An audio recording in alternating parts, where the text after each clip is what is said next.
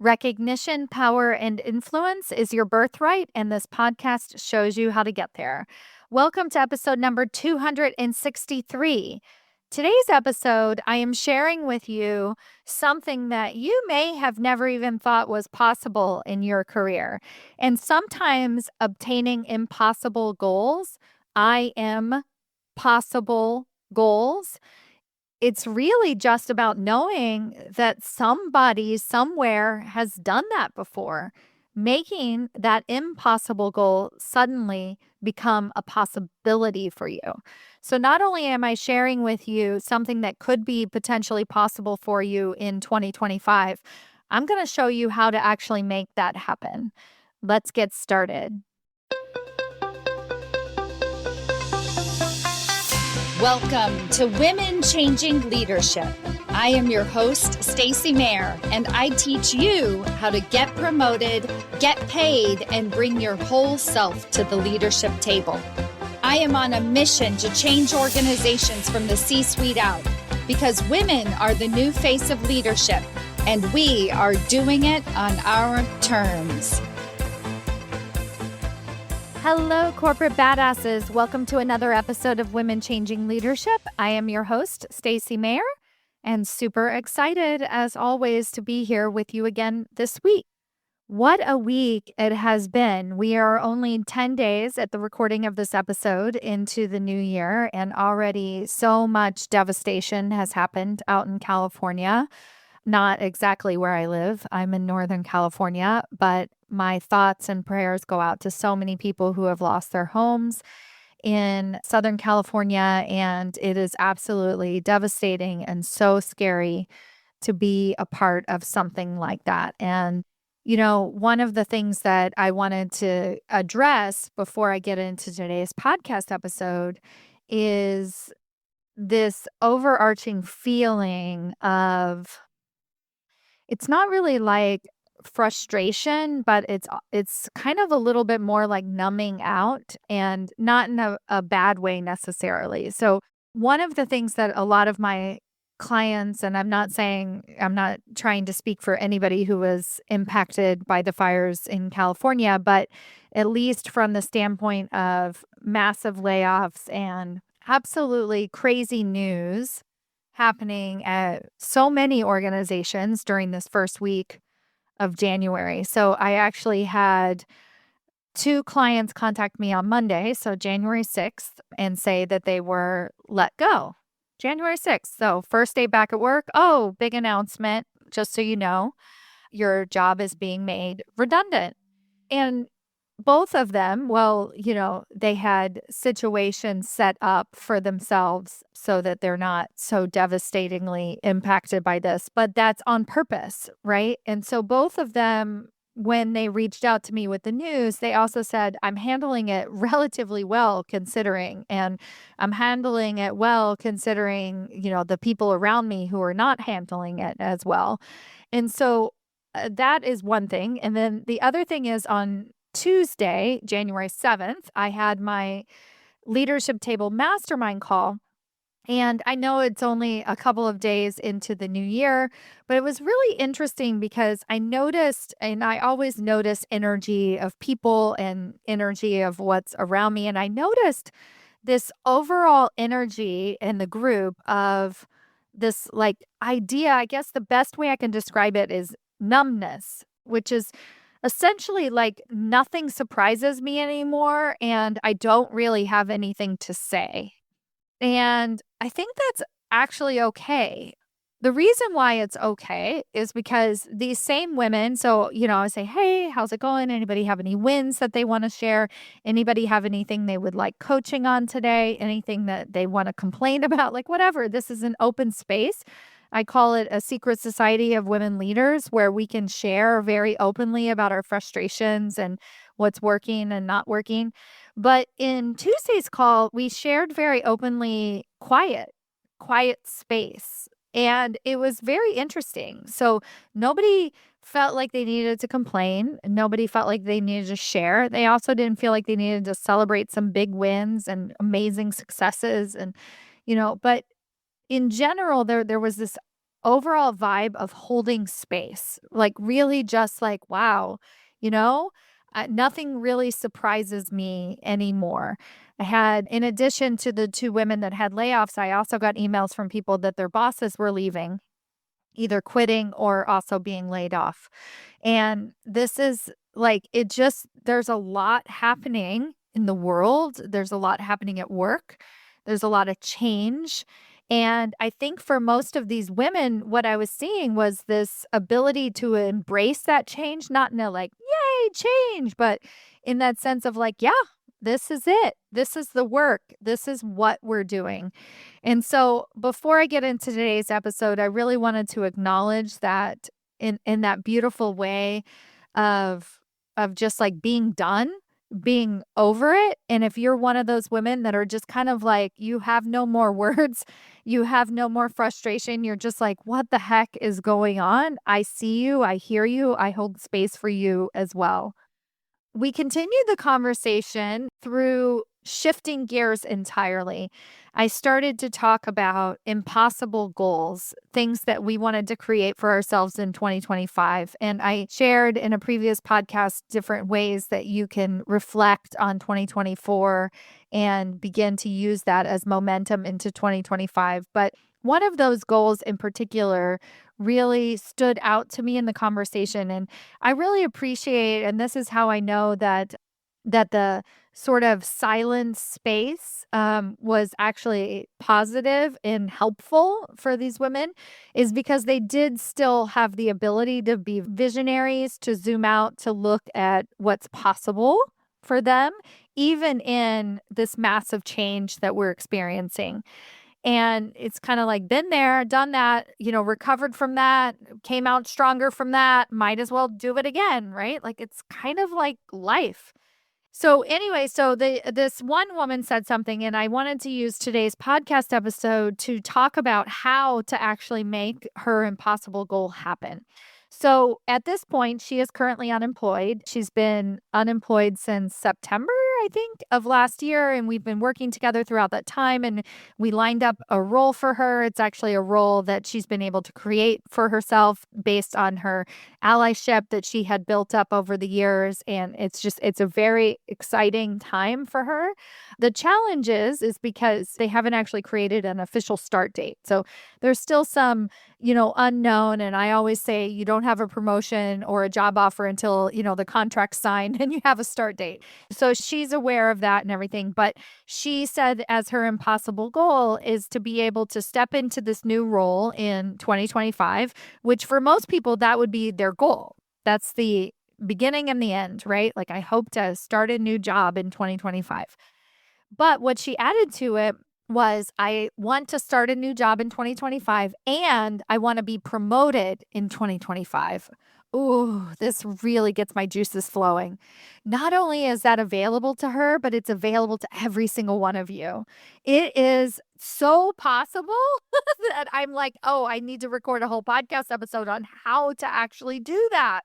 And to remind you, not only is it possible, but people are doing it. So even with massive layoffs happening, people are getting promoted. People are finding a new job and getting promoted in the first year.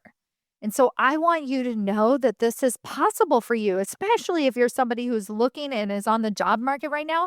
Remember, not only can you find a new role in 2025, but you have the ability to have an even better role than the one you had previously in 2025, whether it's the actual role you get hired into. Let's say it's one step or two steps up, or maybe you come in at a lateral move and you have the ability to get promoted in the first year of working there. How is this even humanly possible? It happens all of the time when you do what I'm about to share with you.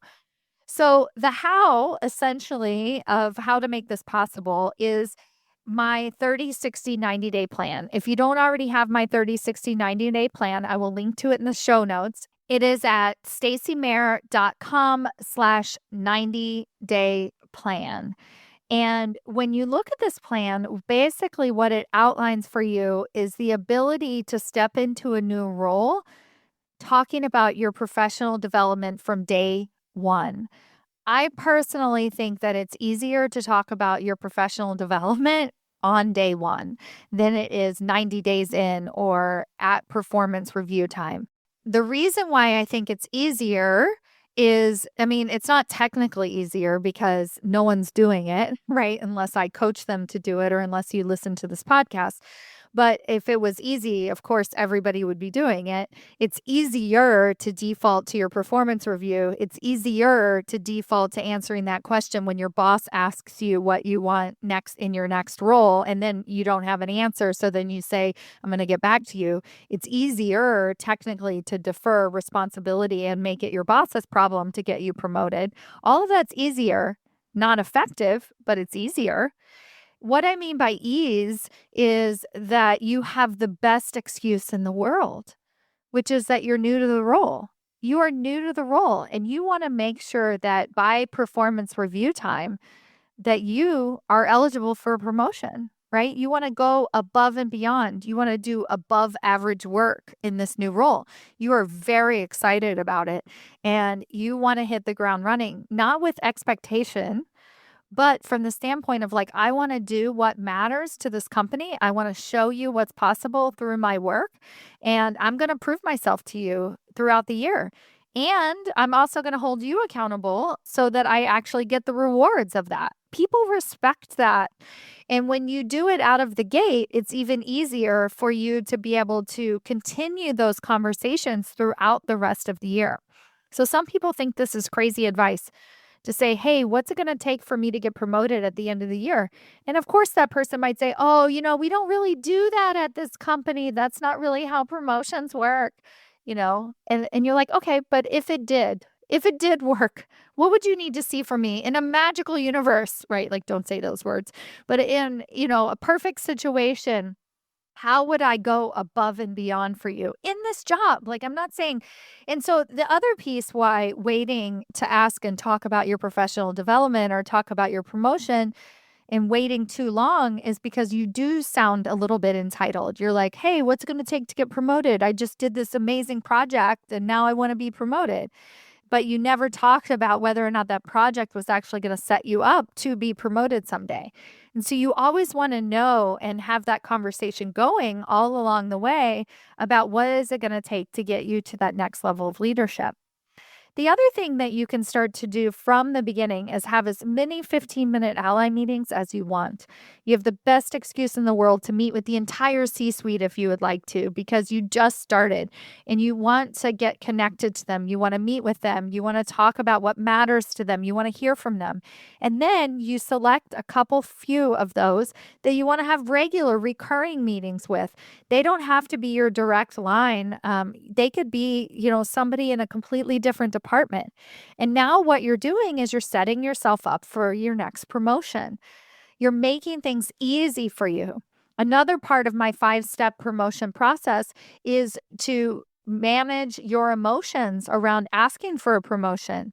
And when you sort of rip the Band-Aid off from day one and you use this as like, I'm new here as an excuse, then you don't all of a sudden start coming off as too aggressive or too pushy at 6 or 8 months in, because you've been communicating as a leader all along.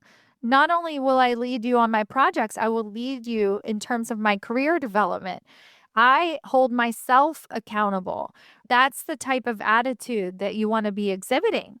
And if you do this, if you actually hold these conversations, then what you're going to receive is guidance all along the way. You're going to receive information. You're going to figure out what it would actually take to get you promoted. You're not going to find yourself in some sort of sidetrack project trying to prove yourself, hoping you'll get recognized. You're going to know, is this project actually introducing me to key players at this organization?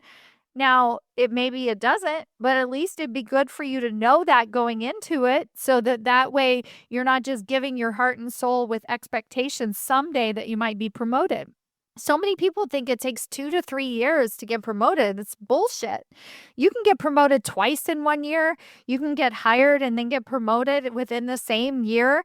You can get promoted once every 10 years. Think about that. That's the default. I think actually the default is every 3 to 5 years. Is that people think that's the average or the default. It doesn't have to be. And you don't even have to be the exception to the rule. You'll notice if you start looking around at your organization that people get promoted at all kinds of random times throughout the year. And you're like, why isn't that me? Oh, they knew people. Hey, I want you to be the person who knows people. I want you to be having developmental conversations with your boss beginning on day one. Make your life easier, make things easy for yourself. I'll give you another example. I have a woman inside the leadership table who recently found out a major restructuring coming up. And it was sort of like through the grapevine that she heard about this potential. And she also heard about the potential of where she might be landing as part of this reorg. And she's been having, since day one of getting a new job, getting a new boss, she's been having development conversations with him since the beginning. And so she was asking me, should I just schedule a meeting with him and talk about it and ask him like point blank where he thinks I'm going to land? And I'm like, hell yeah, you should definitely do that. And you have permission to do that because you've been doing it all along. And not only should she ask him where he thinks she's going to land, she should also tell him where she wants to land. Be directive. And at the end of the day, even if that isn't possible or that's not the actual role that you end up getting and you get the role that you would have gotten, let's say, if you didn't raise your hand anyway, at least she has agency. At least she had voice. And at least, even if she decides to leave her organization, she has so much more integrity when she does leave because she asked for it and they didn't deliver. And so, you know what? I tried to do that here. I tried to grow my career here and it wasn't possible. So I am leaving. Here's my 2 weeks notice. Thank you. Because I have got a new opportunity elsewhere. And guess what? I'm going to get promoted in the first year of working there. The other thing to keep in mind is that your next promotion is just the beginning. I really want you all to get it over with. Anything that you've been dreaming of, desiring for so long is not the end all be all. You have so much more work to do before your career is over, and I want you to just get it going. Get it over with and start making movement. I also invite you to join me inside of my coaching programs. If you are somebody who is ready to take action, not from this rah, let's go, 2025 is my year, but perhaps you are feeling a little bit like, you know what? I'm better than this. I want to do something more. Maybe it sounds a little bit more like, why not me? Now is my time. I want to be there with you to hold that space and to also gently challenge you and show you what's possible and to encourage you and guide you and give you the words to say, to continue reaching for that promotion, to continue reaching for your impossible goals, to not only find your next job, but to set yourself up for future jobs. I want you to be the leader you've always dreamed of. And that involves you getting your next promotion so that you can get on with it, so that you can really start to get that recognition and power and influence on your terms. All right, everyone, my prayers go out to everyone in California, and I wish you all the best. If you are somebody who is experiencing massive layoffs and fear at your organization, I hope you can find that peace and find that direction. And if there's anything that I can do for you, or you are interested in joining one of my programs, I invite you to reach out to me. You can direct message me on LinkedIn. And otherwise, I'll see you next week. Bye.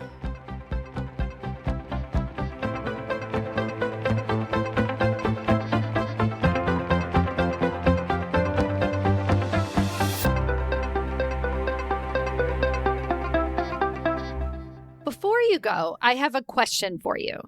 Do you know how close you are to your next promotion? Really?